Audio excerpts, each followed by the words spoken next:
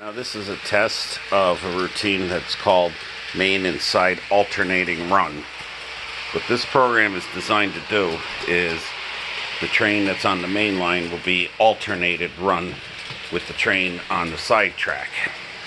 If you remember, if you're following me from when I did the first generation project, this was the last program that I actually got working with that old Micrologics, which right there's the old first generation project, and then I was pretty much out of PLC memory. Right now I got the D&H, the blue D&H, parked on the team track.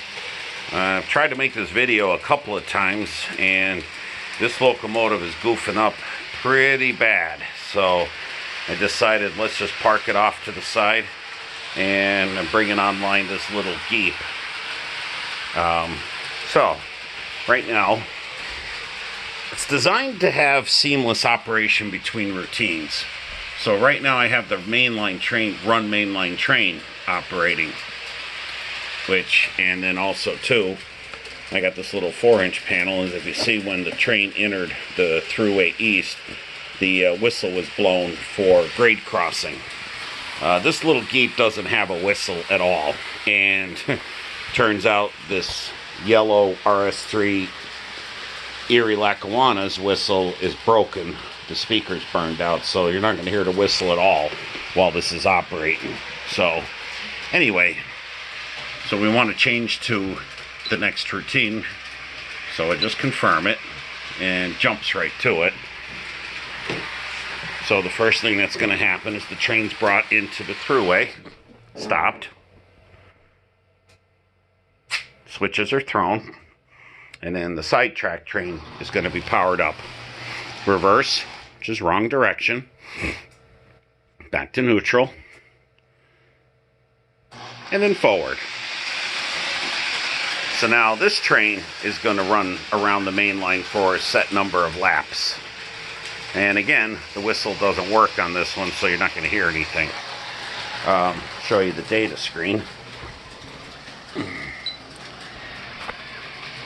Right now I have it set that the train make 3 laps around before interchanging, alternating I should say, which I could change it to whatever I want, well, within limits. It's also showing what lap it's on. As you see, the whistle's being blown, but you're not going to hear anything because this locomotive's whistle's burned out. I got parts on order for that one. Then now I got to get parts for that blue D&H for the electronic direction control. Anyway, but if I want to, I could just turn it off and not use the whistle at all. So it's on its 2nd lap. Well, it's actually the beginning of its 3rd lap. It counts the laps when it gets to the main line north. So now, as you'll see, it's finished its laps, so it's going to be brought into the side track and stopped. Actually parked, but in this case it didn't overshoot. Switch is thrown. Mainline train starts up. Now, this little Geep, when the track power is off for, say, 20 seconds, the next time the train's powered up, it's going to automatically revert to forward. This is the whole reason why I have a subroutine called forward and reverse, because it's impossible for the PLC to know what the next direction cycle of the train's going to be, because some of them do change. So I have this guy just running around. It's going to do its 3 laps. Now this is actually a geared locomotive. So another thing is, when the track power is dropped, this locomotive pretty much just stops on a dime. Whereas this guy, especially because I got it tethered to a dummy unit, tends to coast. And you see it got pretty close to that photo eye sensor, but it didn't block it. So if it had, there's actually the integrated routine, which I never got working in the first generation project, but works now, is the park. So that if the train overshoots and blocks the photo eye sensor, which is in range of the switch, it's going to back the train up until it's clear of the photo eye, and then it's considered parked in its section of track. That's how that works. In another video, I think I demonstrated that. This might be its 3rd cycle, which it is. Switch is thrown. Now, the side train will get its chance to run. And as you notice, when the geep was stopped, it pretty much just stopped immediately. Reverse, wrong direction, forward, or I'm sorry, neutral, and then back to forward.